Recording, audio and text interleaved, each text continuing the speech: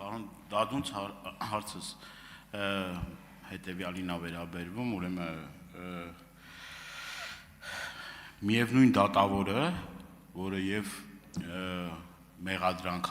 ներկայացնում եւ գործով դժոխ կողմը, որը տևական ժամանակ թաքցնում է, որ ինքը խնդիր ունի, խնդրեմ ունի տվյալ անձի հետ կապված,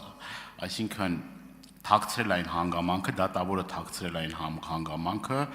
որ մեղադրյալի հետ կապված ունի խնդիրներ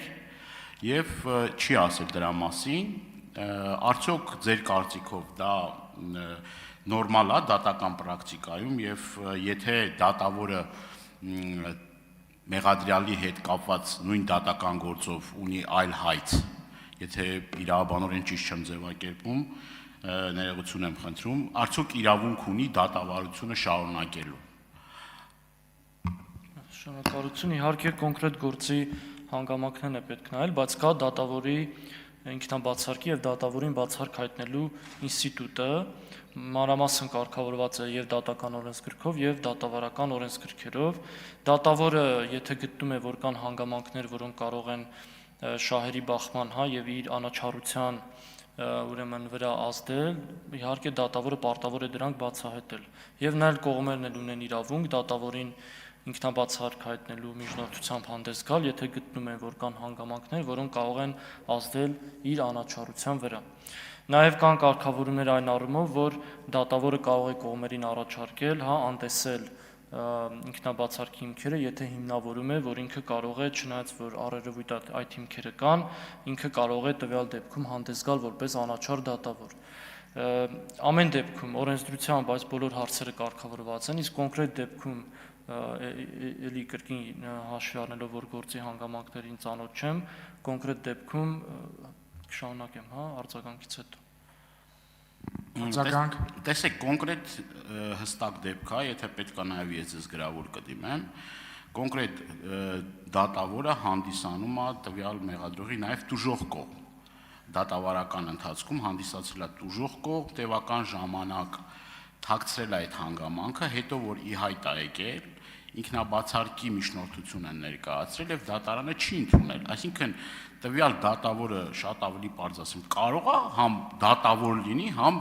գործող տուժող։ Կարծում եմ, որ չէ, ինչքանով որ ես էլ եմ իրավաբանների հետ խորհրդակցել, նման բան չկա եւ նաեւ տվյալ պարագայում արդյոք արդարադատության նախարարությունը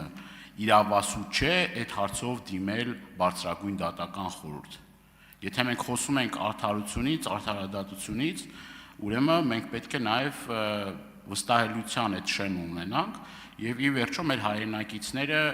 վստահ լինեն, որ որոշում կայացնող մարմինները կամ ատյանները անաչառ որոշում են կայացնում։ Այս պարագայում արդեն անաչառության մասին խոսք լինել չի կարող։ Շնորհակալություն։ Այո, ես չհասցրեցի ավարտեմ։ Եթե նման հիմքեր կողմերը գտնում են, որ առկա են եւ գտնում են, որ դատավորը պարտավոր էր բացարկ հայտնել, բայց չի հայտնել, կամ կարող են դա հետագայում հիմք վերցնել, օրինակ դատական ակտի բողոքարկման հիմքում դնել,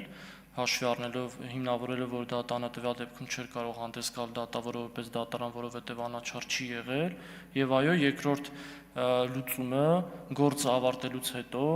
կարող են դիմել արդարադատության նախարարություն, հիմնավորելով, եթե գտնում են, որ խախտում կա դատավորի վարքագծի մեջ եւ արդարադատության նախարարությունը, եթե կգտնի, որ առերևույթ նման հիմքեր կան, կարող է հարուցել կարգապահական վարույթ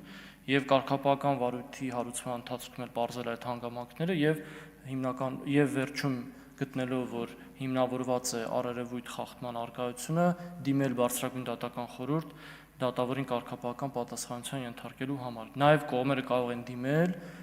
նախարարությունից բացի նաև էթիկա եւ կարգապահական հարցերի հանձնաժողովին, որը նույնպես օժտված է նման իրավասությամբ։ Հարցերն ավարտվեցին։